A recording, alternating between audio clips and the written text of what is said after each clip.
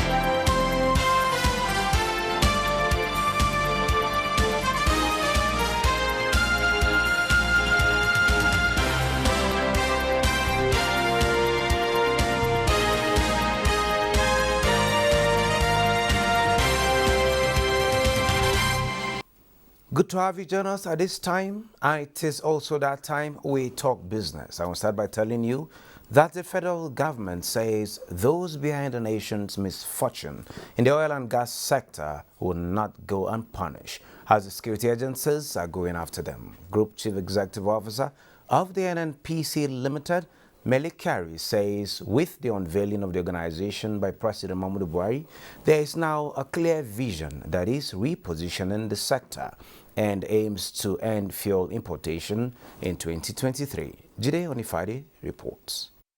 It is often said that government has no business in business. This is due to a number of factors, which includes the prevailing laws that inhibit taking prompt and decisive decisions. While featuring at the 48th edition of the State House press briefing, Group Chief Executive Officer of the Nigerian National Petroleum Corporation Limited, Melik Kyari, says such laws need to be retouched for the nation to profit from its numerous natural resources. Many of the national oil companies that you are seeing today that actually started well after us, but we didn't do the catch-up because they have something different.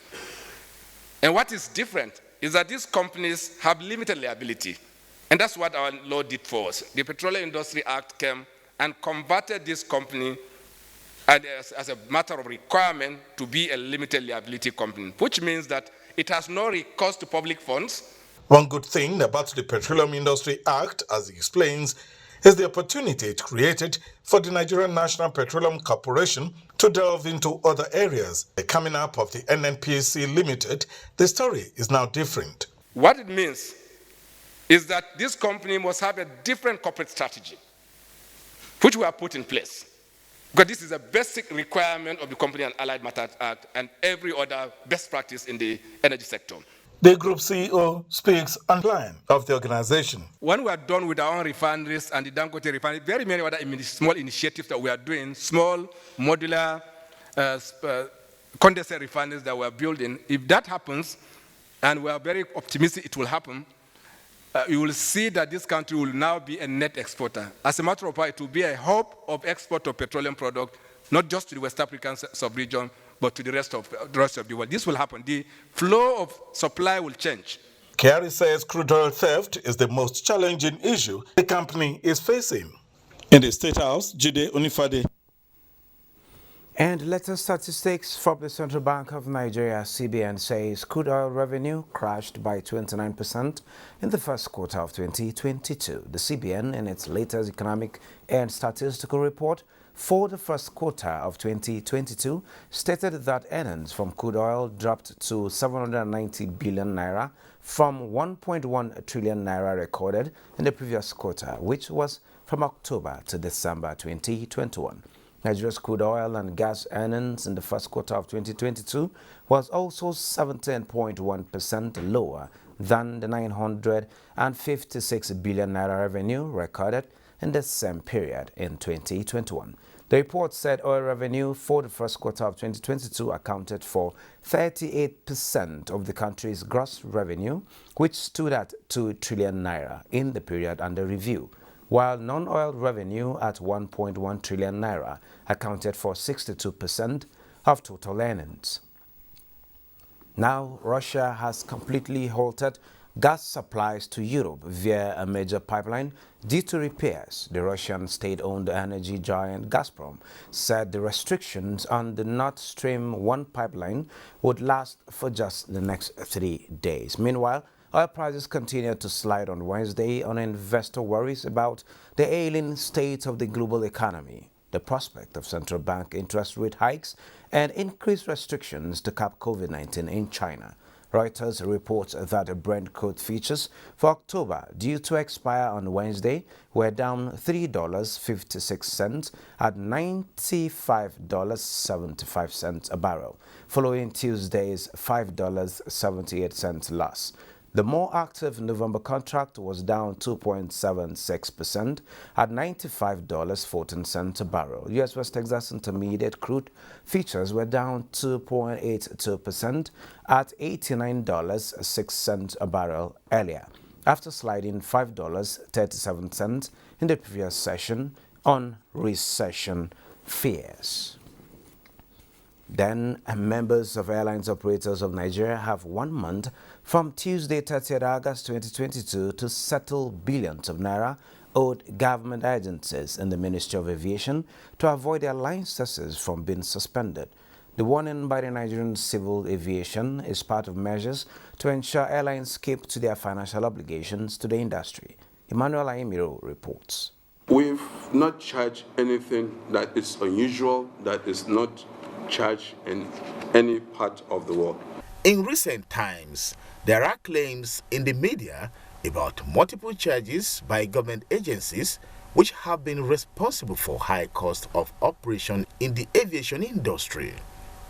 But the opposite is the truth, as this meeting with the members of Airlines Operators of Nigeria revealed that the NCAA has not increased charges since 2009, same with FAN and NAMA, but any slight increase in Jet A1, airline operators are quick to review airfares upward. Any airline that defaults 3 times in a row in compliance with this MOU, their AOC automatically becomes suspended with immediate effect. The Nigerian domestic airlines are indebted to NAMA to the tune of 5,735,336 naira as at 30th June 2022.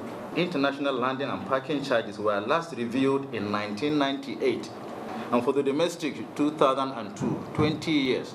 This was the time when airlines were charging less than 1,000 naira. Other stakeholders providing services in the same industry have nonetheless proceeded to increase their fares.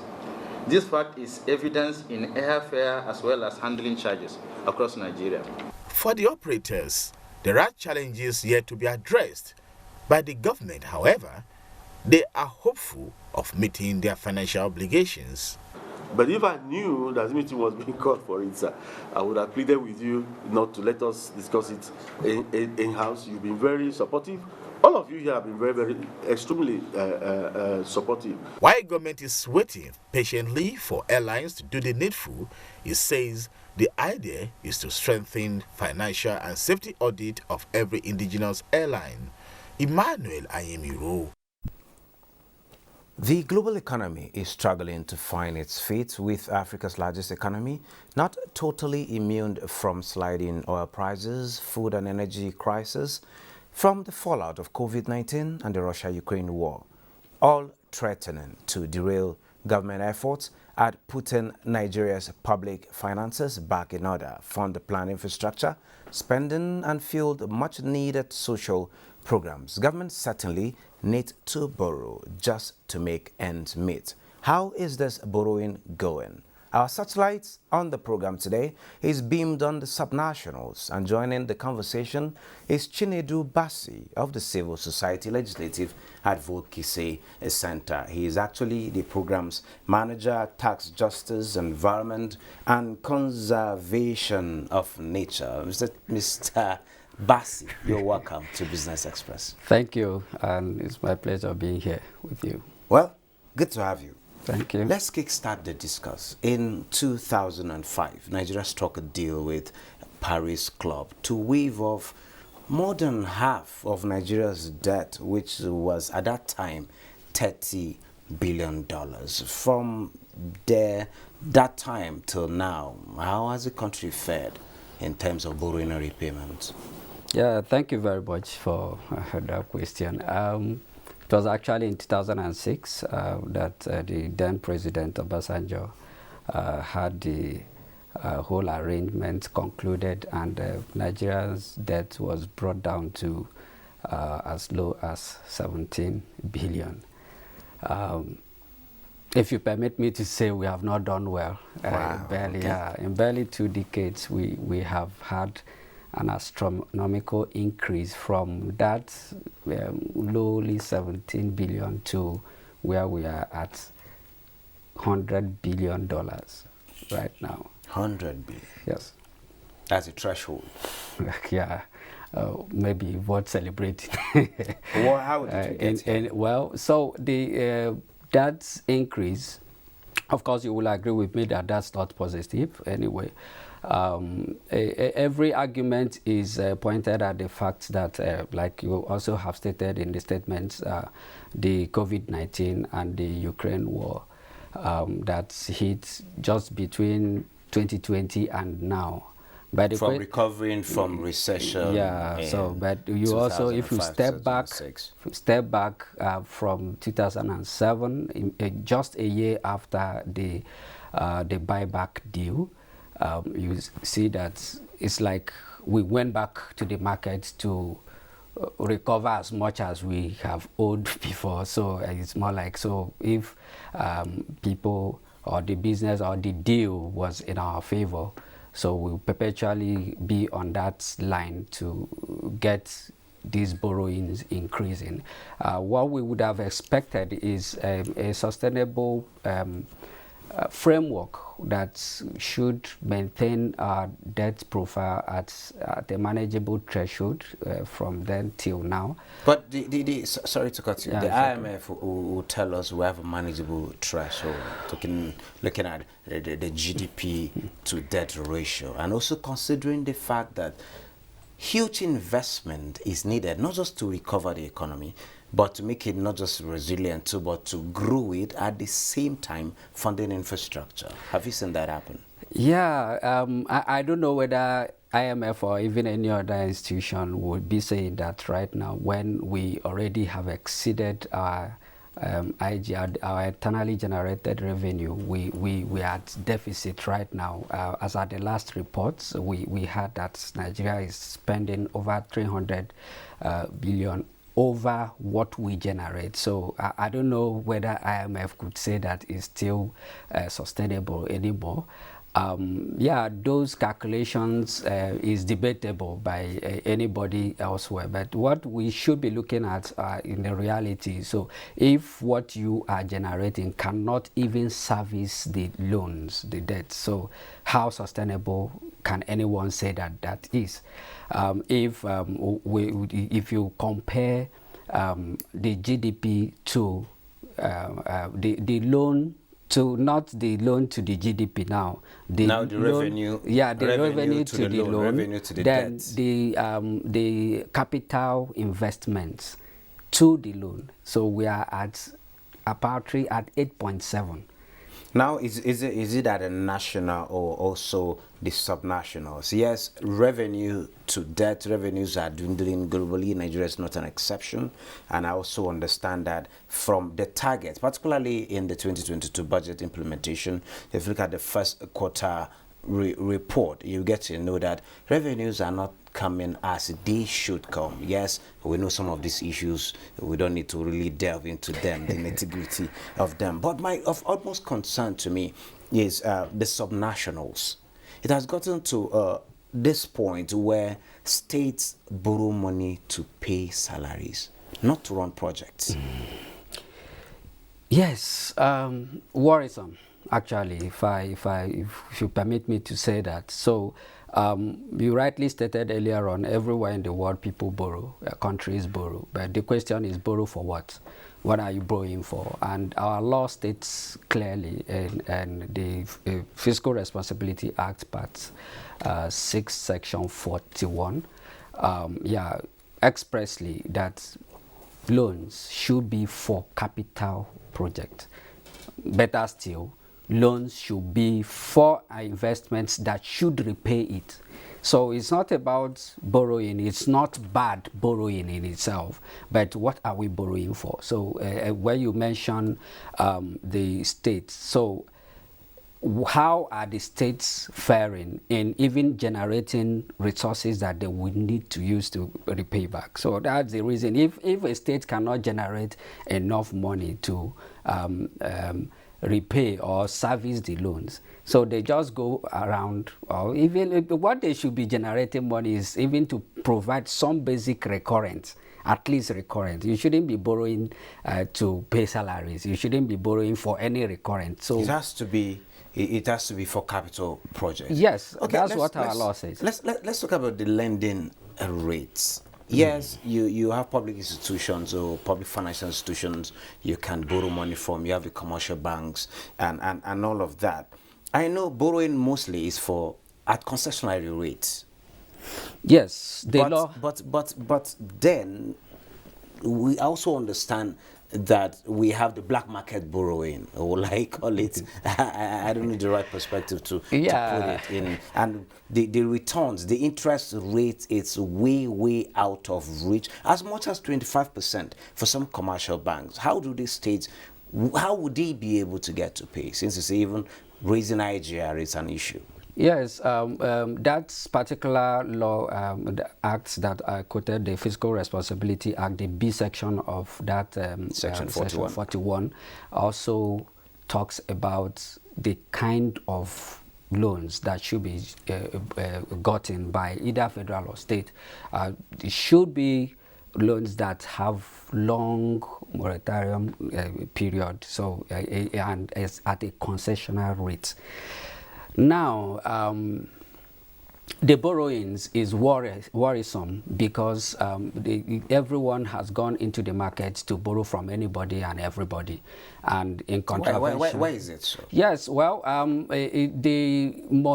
several reasons anyway, but maybe one of them will be that the multilateral institutions have some framework what they need to check about who is borrowing, so the capacity for you to be able to pay back. And when you don't meet up with all those, they will not grant you some of those loans. So these states just go into the market, the business, the private investors who don't care what sustainability exists anywhere, don't care what the law even says. And so these states, they don't even go back to the Fiscal Responsibility Act or the commission itself to get those approvals. So they just circumvent the provisions of the law. Just to mention that these private creditors are the ones increasing the rate at which the repayments are growing. Right now, we have the private creditors account for about 40% of the total loans and credit debts rather. So the multilateral and the bilateral and the promissory notes make up 60. But it will shock you that the amounts which we spend in servicing these 60% is the 40% is 300% higher. Wow. Yes. For want of time, CISLAC, we're expecting a public report from CISLAC talking about private creditors in Nigeria and their contribution to the debt crisis. In summary, what should we expect from this report? Yes, we are trying to prefer some recommendation that the government can follow through in making sure that we don't go back the way of before 2006. Of course, well, to say that it's not going to be as funny as then, because right now, like I stated, even if we get a buyback deal or debt relief, it's only going to be less, significant number. The commercial loans, they are not into that deal. They will They're not not into that category. No, they are not there. They are not regulated by these institutions that can mandate them to do all those So in summary, what is the way to go? Yeah, we need to step up our game. The legislators, they need to probe who borrows what. These fiat approvals to borrowing, especially from the subnationals, should stop, because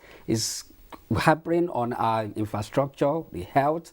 As bad as it went in 2020, we still have paltry investment in the health sector.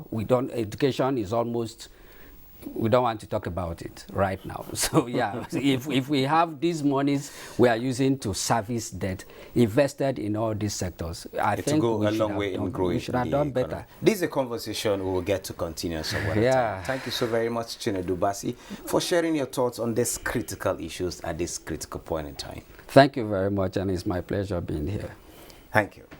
Well, gold prices were set on Wednesday for a fifth straight monthly drop as solid U.S. economic data and hawkish Federal Reserve comments pointed to more interest rate increases, denting the non-yielding metals appeal. Let's see the prices of other commodities.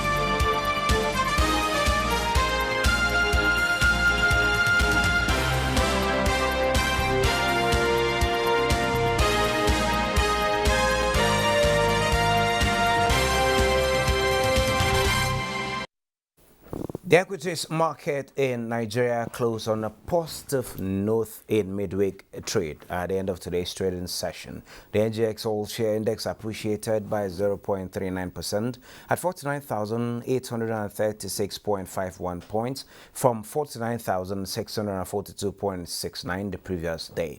A total of 367.34 million shares, valued at 3.23 billion naira, were also traded by investors in 3,725 deals with a market capitalization of 26.88 trillion naira. Sterling Bank, Access Corporation, and UBA were the top trades in terms of volume. Let's now see global stocks update. Hello and welcome to the Global Market Review. Market jitters have been prevalent since Friday after hawkish remarks from Federal Reserve Chairman Jerome Powell. For European markets, they were mostly in red. DAX dipped 1.04%, FTSE 1.28%, and CAC 40 0.91%. China's Shenzhen Composite Index led losses in mixed Asia Pacific trade on Wednesday, following a negative lead from Wall Street and as investors digest China's factory activity data. The Shanghai Composite in mainland China dipped 0.78% at 3,202.14. The Nikkei also depreciated 0.37% across 28,091.53, while the Hang Seng Index topped 0.03% to close 19,954.39. U.S. stock futures were mixed Wednesday after Wall Street's losing streak stretched into its third day. Futures tied to the Dow Jones Industrial Average slipped 1.1%, and the S&P 500 and Nasdaq Composite also maintained negative territory. African markets maintained mixed trajectory, with Ghana's GSA Composite and Namibia's overall index posting gains. That's the Global Market Review. I am Boss Sede Abel. Thank you, Bosire. And on that global note, we close Business Express for today. Join us again tomorrow for another fresh episode.